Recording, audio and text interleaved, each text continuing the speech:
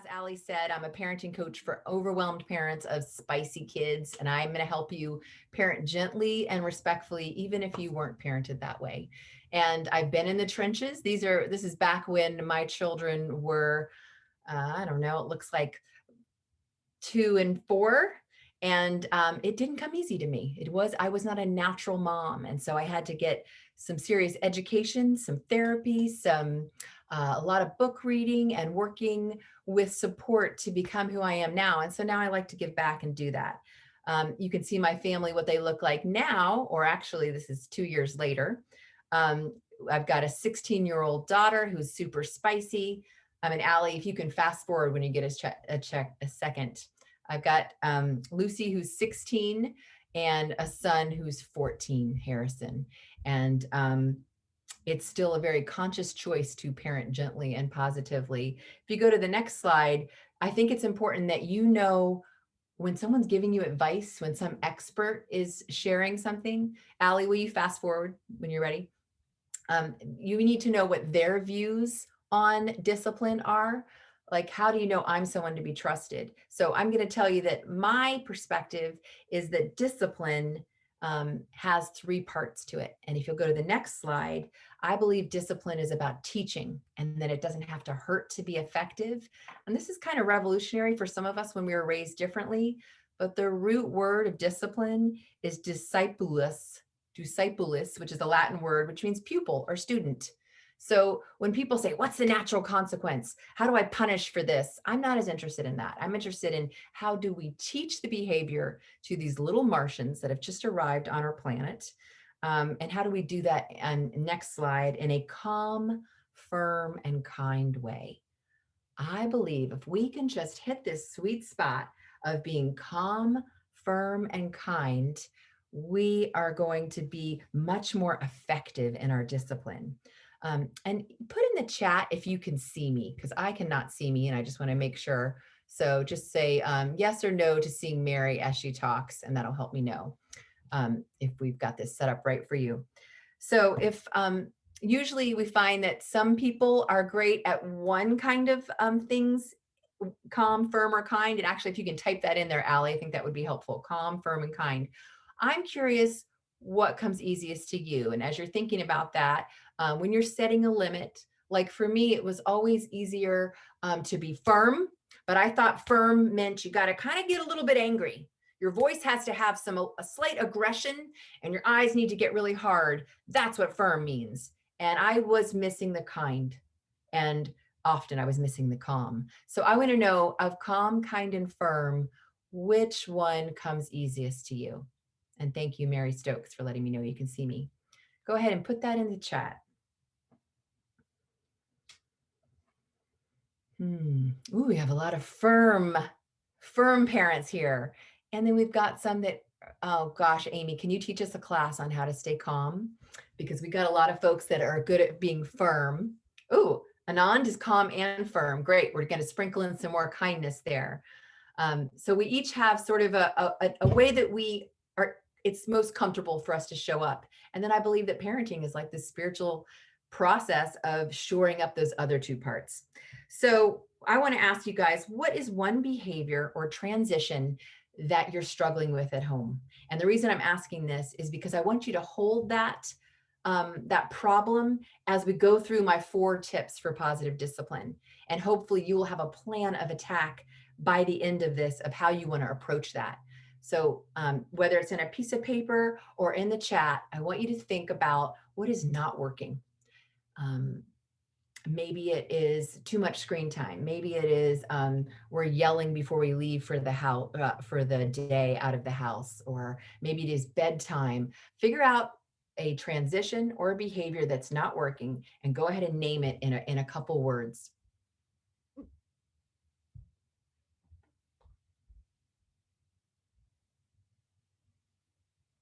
And put that in the chat when you're ready.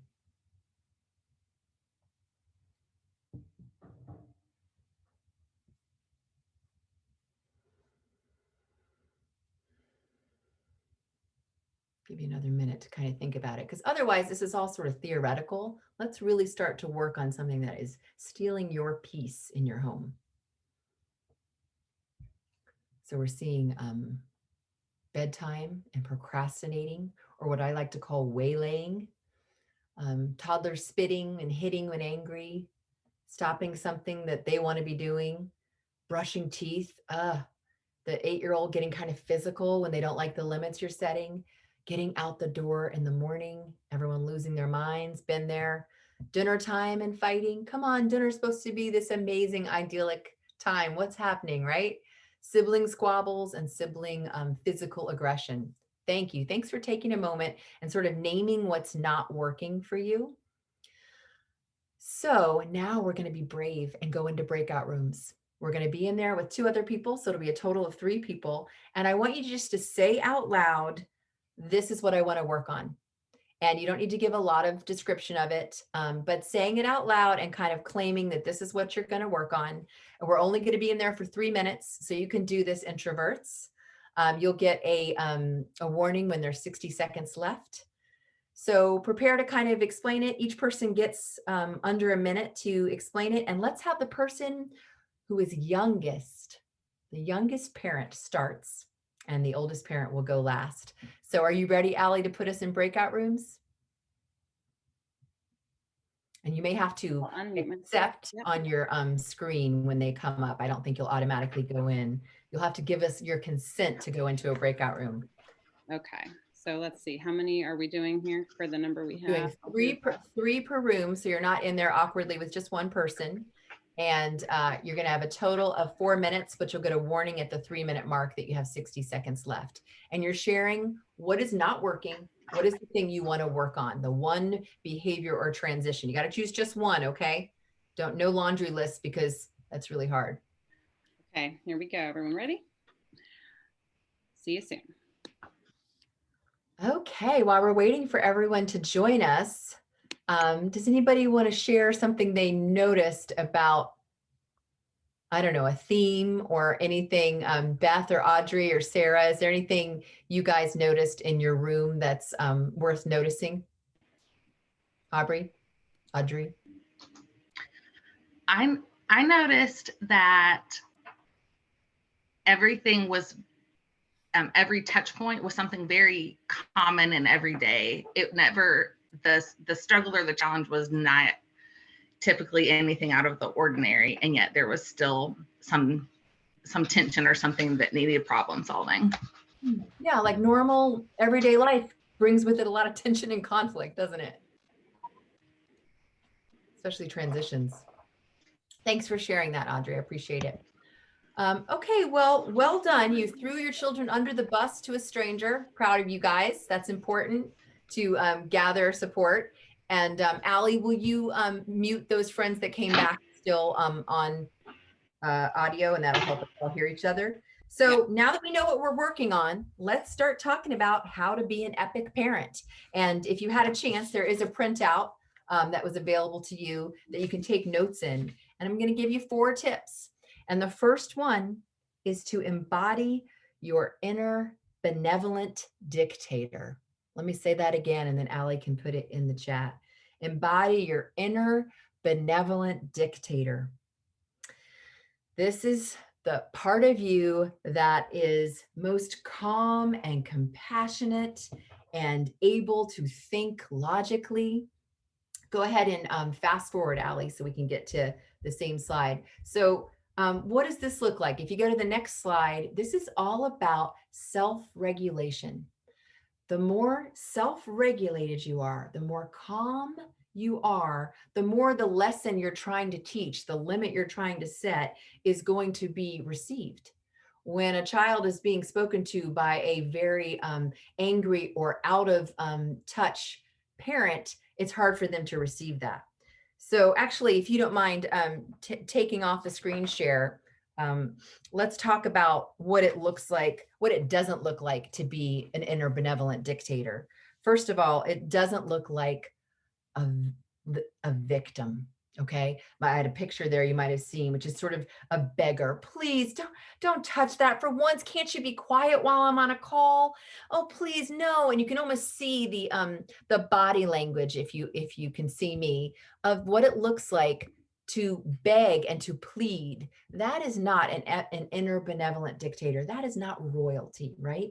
The other ways that we can kind of show up as a parent is as a teenager. And this is a lot of kind of eye rolling and cruelty. Oh, what were you thinking? Ugh, of course you spilled your milk. I am so over this, right? That's a teenager. That's not a leader. That's not how we want to parent. And my go-to prior to getting some help was the monster. And the monster, I could feel it in my body of like, my hands would be clenched, my stomach would be tight, like I was going into battle. And I would think things like, that's it. Now you deserve what you get. Like teeth clenched. Those are not who we want to be. We want to be royalty. So I want you to think of the demeanor of a good king or a good queen who has their kingdom's best interest in mind. This royalty is wise and compassionate, firm yet kind. I mean, I want you to think of a good king or queen. And if one comes to mind, put it in the chat. But I know that this inner benevolent dictator does not abdicate their beloved land to the whims of spoiled princesses and inexperienced princesses and little tyrants, right? An inner benevolent dictator knows, I know what's best for my family, and what I say goes. And that's not disrespectful. That is a way of holding a leadership position that children can get behind. They can feel the realness of it. So instead, let's talk a little bit about what royal people say, what they think, and how they move. Let's start with think. Actually, the most obvious, let's start with what they say. They don't say, hey, what do you want for breakfast? And we think we're nurturing and like just being such a cool parent for saying that, but we've also actually introduced all this choice. And this is really applying to kids 7 and under, just to be clear around this one, because they don't need a lot of choice. In certain situations they do, but I'm talking about sharing with them, like, I've got this. So it's instead of what do you want for breakfast, it's on Mondays we have oatmeal. I know you don't like oatmeal, but Tuesdays is bacon. I know that's your favorite day. But this is what we do. Kings and queens say things like, you may sit your bottom on the seat. They say things like, in this home, we, letting you know, what are the kingdom's rules? So if you will indulge me, will you stand up for a moment if you can? And I want you to find in your body what a king or a queen feels like. I'll tell you what I'm noticing. My legs are shoulder width apart. They're grounded. I can feel all of my feet on the ground. I almost have like a string pulling up my vertebrae. They're stacking one on one. Like I feel like the king or queen, their nose is almost slightly up to the horizon as they survey their kingdom. You might notice that the hands are sort of gesturing to give the royal edicts. Yes, that is good. No, you may not. What else? Anybody else noticing? Allie, do you notice anything when you kind of take on your inner queen? I feel like my face feels a little bit, it instantly feels calmer. Like I'm not gonna be so concerned or ready to jump because a queen would never do that. Yeah, a queen doesn't grit her teeth and a queen doesn't roll her eyes. She has just this regalness about her. And let's talk about what a king or queen thinks. They don't think, oh gosh, I hope this works, or nobody ever listens to me. That's sort of poor mental fitness. They choose thoughts like, I know what's best for everybody. I'm doing my best. They will thank me later. I'm in charge. I have everybody's best interests at heart. These are the kind of things we want to say to ourselves. You may sit down. Thank you for indulging me with that. So there's also a way that royals move, and that is like slowly. There's rarely an emergency in your home.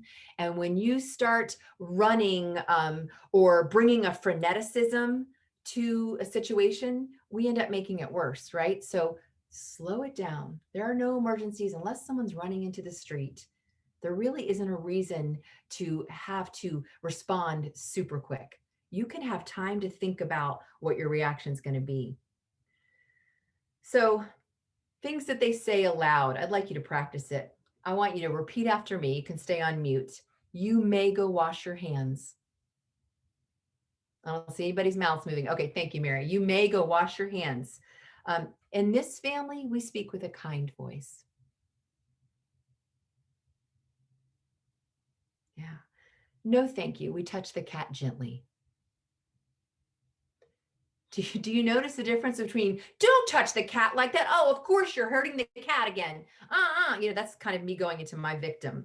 So also we're going to notice that the queen and the king does not end their commands by lilting up like, it's time to go to sleep, okay? Nope. You end down here. It's time to go to sleep. It is now time to do homework. I want you to end in a deeper place in your belly when you share what the plan is. And just a caveat, again, I'm describing what it's like to parent children 0 to 7. You have to shift your parenting when we're moving into 8 to 14. So that's a whole nother lecture. One thing that is not an inner benevolent king or queen is the monster, and the monster overreacts. You're holding a 2-year-old and they slap you. The monster goes, how could you? How dare you hit me? That's overreacting. That is not royal. What a royal person does is say, oh, no, thank you. You may not hit me. You may touch me gently. So we're going to underreact. And I believe that you all have this within you, but guess what? It's totally okay to fake it till you make it. It is really powerful to have in your mind a character or another mom or dad that does it the way you want to, and you just take on that affectation when you're practicing this. And then your body gets kind of used to it. So that was tip number 1, embody the inner benevolent dictator. Now we're going to move to, and by the way, you're going to choose one of these at the end of this teaching that you're going to take with you, and you're going to put it in the chat. So I don't want you to go, oh gosh, I don't do that. Oh, I'm not good at that. That's not what this is about. There's no shame in your game. You're going to pick one that you're going to work on for all of June. So let's go to number 2. By the way, these spell EPIC, because if you don't have an acronym, it must not be a good teaching, right? So E is embody your inner queen. Now we're going to P, which is practice the do-over. And this is all about let's try that again. So there's a picture here of a little girl. I want you to imagine that you're in this little girl's classroom and she is being taught how to do multiplication. She's never done this before, or maybe it's their 5th day working on it, but it's kind of a new concept. And the teacher says, hey, Peyton, what's 2 times 5? Peyton says 12. Teacher says, nope, head to the back of the room. Go to the timeout table. We'll try again in 2 minutes. Peyton comes back. Peyton, what's 3 times 5? 7. Nope, another timeout. Let's go. You are going to get this right. Is Peyton going to learn this way? No. Peyton's going to learn to hate math. That's for sure. It sounds kind of crazy, this example, but we use this same logic to handle our kids when they're rude. We give timeouts, but if they're not going to teach the skill of multiplication, they're not going to teach the skill of being polite or hygiene or courtesy. So what would really help Peyton learn math is if we show her the concept, we see if she can do it on her own, we give her a few more problems to try to really lock in the skill into long-term memory, and then every once in a while we review the skill so she doesn't forget it. If you go to the next slide, learning to drive is very similar. Can you imagine if driver's ed's primary way of giving teenagers the tools to drive was punishment? If the driver was like, how can I punish this teen for not using their blinker? No, instead you say, let's try that again. This time use your blinker. So humans learn behavioral skills by practicing them over and over again. Tasks like being polite, behaving while waiting in grocery shopping, or waiting while mommy's speaking to an adult, or treating pets with respect, or putting toys away. They're all behaviors that if they need to be learned, they need to be taught. So try again, please, is a great way to say it. Try that again, please. So when your child speaks rudely to you, give it to me, mommy. You just repeat what you want to hear. Oh, may I have it, please? Can you try that? May I have it, please? Okay, so they may give you some attitude about the do-over. We are completely ignoring the attitudes around that. We are only focusing on the skill we're teaching. You're going to get yourself in a power struggle if suddenly you're teaching a skill and you're mad about the way they're learning it and their grief around setting a limit. So we're just focusing on this skill. and believing that the act of correctly doing it multiple times creates a muscle memory that enables them to behave later when you're not around. So if your child runs in the pool area, what do? You don't yell, no, no running. You say, come on back, please. Come on back. I want you to walk across the pool deck. There you go. Well done. When your child doesn't look both ways crossing the street, instead of shaming them and yelling, just say, let's try that again. Come on, we're going to walk across the street together. What do we do first? We look both ways. It's very often a lack of skill, and it's also coupled with an immature brain that has no ability to withhold and wait for things that are hard. So is this convenient? Go ahead and put in the chat. Is this convenient? This kind of parenting, this do-over? I'm going to say no. And guess what? All great parenting is inconvenient. It's for the long game. It's for the connection. So there are no shortcuts in raising humans. I'm sorry that I don't have any for you. But one thing that's really important, if you go a couple slides forward, is there's no anger needed. And a lot of times we think that that's what's important. There doesn't have to be an ow or a pinch or you don't need that to teach a lesson. You can just calmly, kindly, and firmly insist. Shoes go in the shoebox. And the beauty of this, when you do the do-over, is you're giving your child a chance to shine for you. This is my gorgeous boy who's now 14. And I remember doing the do-over with him at Chipotle at probably age 6. We were going into the restaurant. I think he opened the door and ran through. And so I stood there and the door came back and almost hit me in the face. And I just stood there. Other people walked past me and he went up to the front and started telling the people what he wanted, and then looked around and realized he had no adult in there. And he came back out and said, what's going on? And I said, oh, I'm waiting for my son to hold the door for me. He was like, okay. He held the door. We'd gone over this a little bit, but it didn't matter. He'd forgotten. He held the door and I walked through and said, it is good to have a son. Thank you, son. And we ended on a moment of him shining because he got the behavior right, rather than, I can't believe you didn't hold the door for me. You never hold the door. We didn't go to any of that negativity. So, and also I just want to say again, ignore the eye roll. If the do-over is frustrating for your child, that's okay. Do it right the next time and you won't have to do the do-over. But we don't have to be like, yeah, here's the do-over. It's not a disrespectful thing. It is a teaching a skill. So that is the do-over. Let's go to the third skill I want to teach you around positive parenting. This is the I in EPIC. We have got to learn to identify what we want. So often we know what we don't want. Don't write on walls. I don't want you running in the grocery store. It's so easy to blurt out, stop, don't, no. But that is not how you create self-motivated, well-behaved kids when you're not around.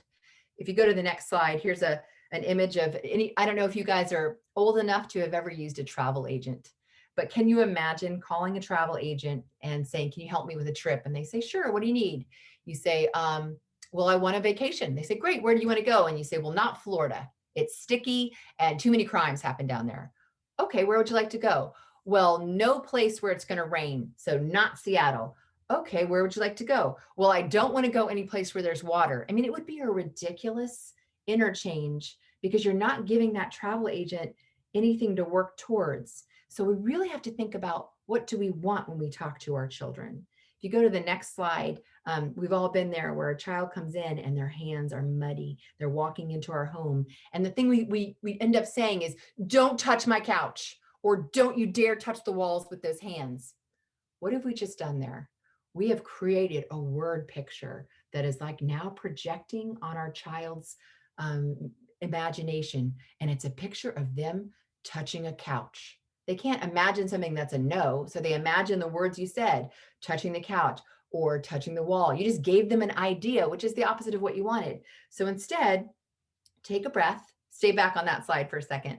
And actually, can you unpin or can you show me? Because I want to show you what you do instead. You say, hands up.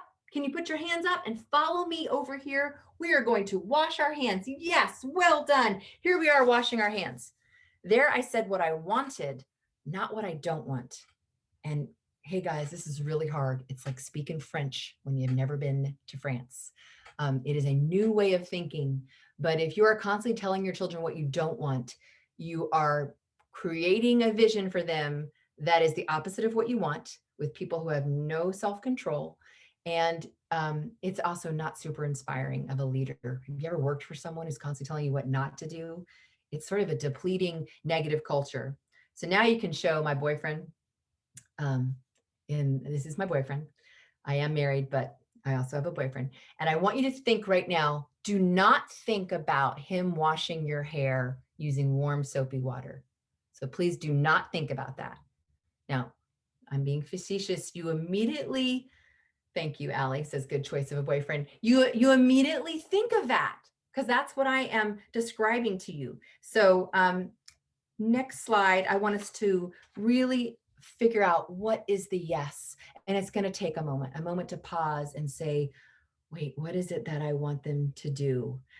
If you go to the next slide, here are some examples of things we normally say. Don't run, don't throw sand, don't climb on the couch. We aren't going until you do that. Or we aren't going because you didn't do that. I want you to put in the chat, what would the positive of these be? Let's like engage our brain to come up with the yes. So just pick one of them and in the chat, rewrite it to be what the yes is.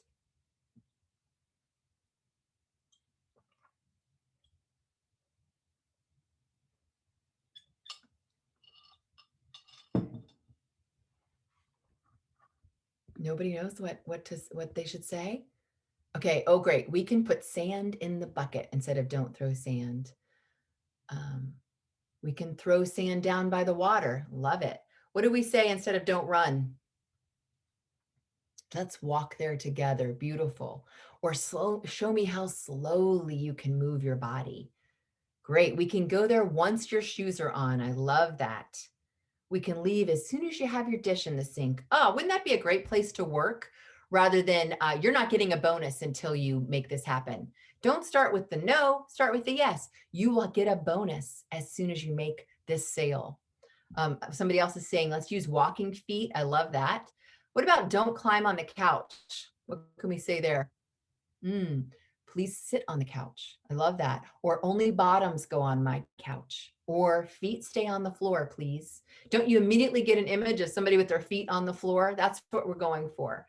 If you look at the next slide, here's what I came up with, very similar to what you guys had. Walk slowly like a turtle. Keep the sand low and at your feet, please. Bottoms only on the couch. After we clean up, we will go. So there's a couple like more minutia ways of identifying what you want. And one of them is called front loading. So this is the idea that before you get to a place like the grocery store, you think about, what is the behavior I want? I know I hate it when he runs away from me or when he grabs out the glass bottles. So instead, what is it I want? Oh, you will keep one hand on the shopping cart at all times, or you will be sitting in the shopping cart. I know you don't like sitting in there. You will be sitting in there and that makes you sad. You will be in charge of picking the oranges for us.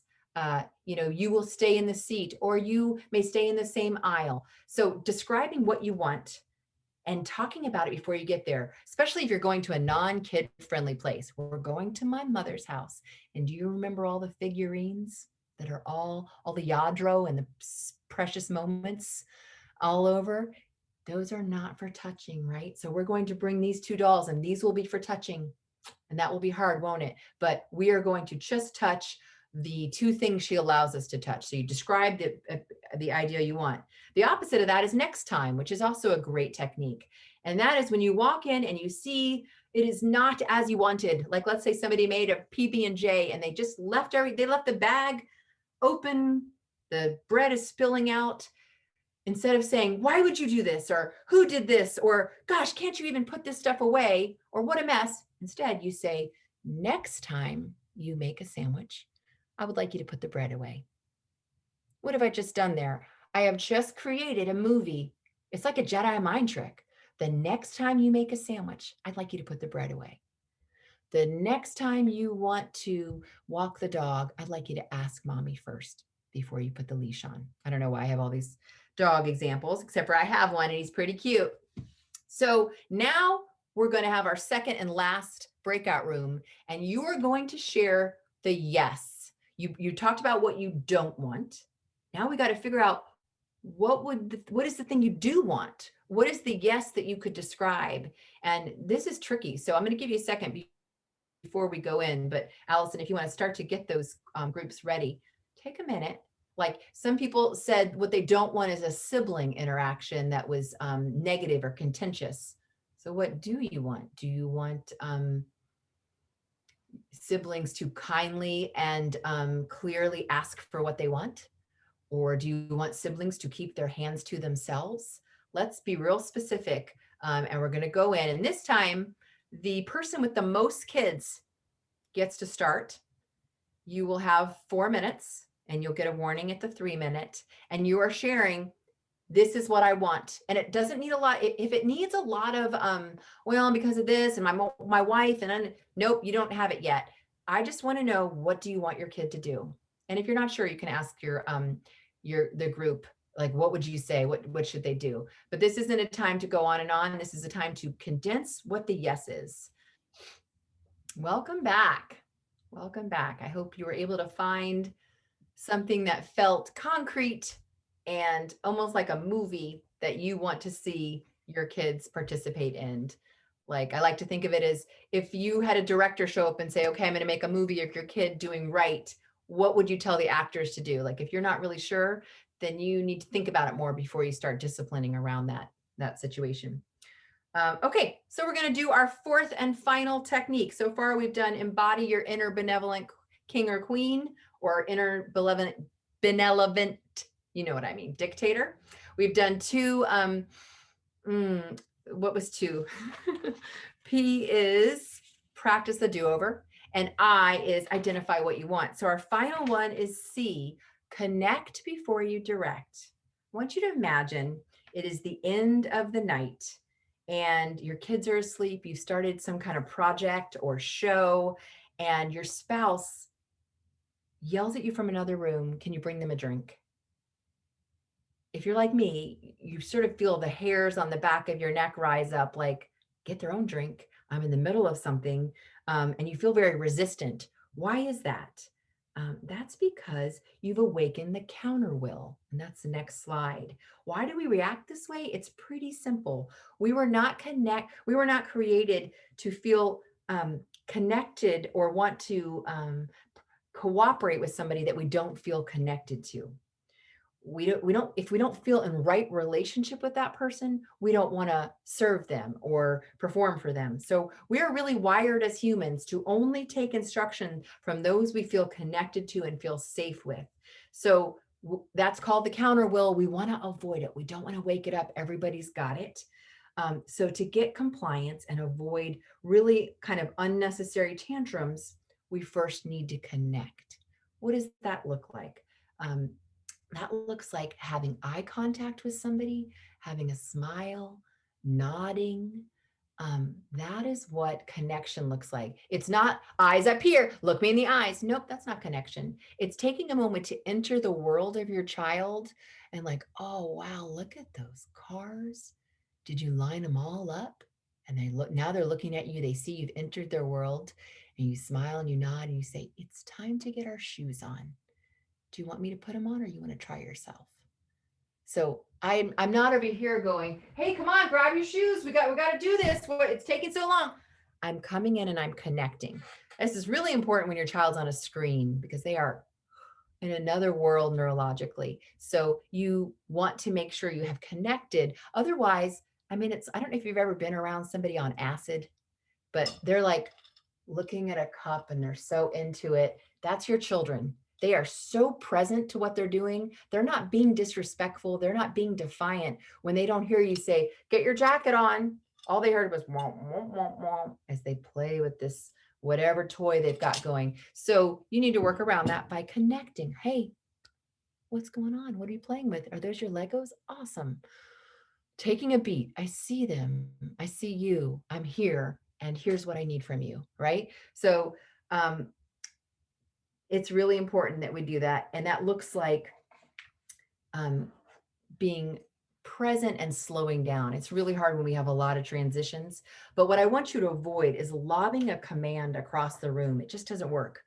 They're in their own world. They can't hear. And it's actually very jarring to them when you then come and you're angry that they didn't hear you the first time. So if you go to the next slide, the specifics of this are 2 by 2 by 2. The next time you give a limit or a command or ask for something, I want you to be 2 feet at a maximum from your child. You need to be in their bubble to give a command that's going to get followed. You also need to have your 2 feet planted. And this is, again, if I'm over here trying to grab the lunches and I'm trying to put the dog away and I'm saying, hey, make sure you're by the front door. No one's listening to me because I'm multitasking. If you want to be listened to, you must stop, plant your 2 feet, be 2 feet away. And what do you think the last 2 is? It's your eyes. You must have their 2 eyes looking at your 2 eyes. That is a successful request, command, whatever you want to call it, edict, if you're feeling super royal. This kind of shows up in warm and intentional greetings as well. So if you go to the next slide, a lot of times we show up to childcare to pick somebody up and we don't realize that their sense of attachment and connection has been a little bit ruptured. It's so fragile and tenuous with young kids. We keep recreating it. So we have to connect before it's like, grab your things, come on, we're headed to the car. No. Slow down and connect. Quiet, a hug, have a beat, a moment, 30 seconds of, remember, I'm the parent that loves you and you love me and we belong to each other. I see a lot of parents show up on the phone like, get your things, let's go. You didn't connect, you didn't collect your child. So please expect some serious tantrums when you get home. So let's really focus on warm and intentional greetings as a way to connect before we direct. The next slide is talking about just determining the child's neurological state. And by that, if they can't look you in the eye because they are screaming and they are bright red, this is not a time to teach or request anything of them. They are in their animal brain. They are in their fight or flight. They just can't receive it. And sometimes we're there too. And so we're yelling and nothing is happening other than we're making it worse. So if you can't see their eyes and they can't see yours, it's not a time to be doing any teaching. So that's it. Those are the four ways that we can embrace positive parenting. And if you would put the 4 into the chat, Allie, embody your benevolent dictator, practice the do-over, identify what you want, and connect before you direct. I want you to choose one and just realize that epic change starts small. It's one small doable change at a time. And if you go to the next slide, that's how you move an ocean liner. That's how you decide, oh, we're actually going to Mexico, we're going to Australia. At that point, you don't turn the whole wheel and everybody falls off the boat. You slowly course correct. So that's what we're doing by today, choosing one of these 4 techniques and bringing it to the behavior that we're struggling with. And then we're kind of going to ignore other behavior. If you really want to fix this one transition or problem, then you have to let the other ones go and be a little more merciful there and really just hit this one behavior. So as we're coming to a close, I would like you to share in the chat the one skill that you are going to commit to for the month of June.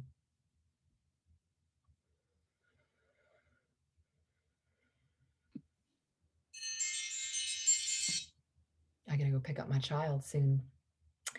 So Amy is going to connect before she directs. Beth is going to do that as well. Gabby is also going to connect before she directs. Sarah's going to start practicing that do-over. Rob's going to focus on connecting before he directs. Kyla's going to embody the inner queen. Michelle is going to practice the do-over. Audrey's going to embody her benevolent dictator. And Allie is also going to be a queen and a benevolent dictator. Beautiful. I'm so inspired by you guys.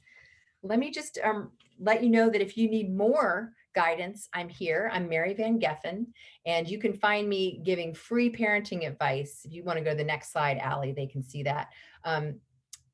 Even one more. I give free parenting advice on Instagram every day. I put a new skill up or a new thing. Go backwards. These are for another group. So there's my name. If you're interested in kind of staying connected with me, I've kind of chosen that Instagram is my only one. I do have a website, Simplicity Parenting with Mary, and I want to offer anybody who can hear the sound of my voice a free 30-minute coaching session for you to work through something very specific and customized to your situation. And I don't sell you on that. We just kind of work. I think every parent should have a time where somebody else comes alongside them to brainstorm and figure out maybe the parts they can't see. So reach out to me either on Instagram or go to my website and make yourself an appointment. And I would love to meet you in person.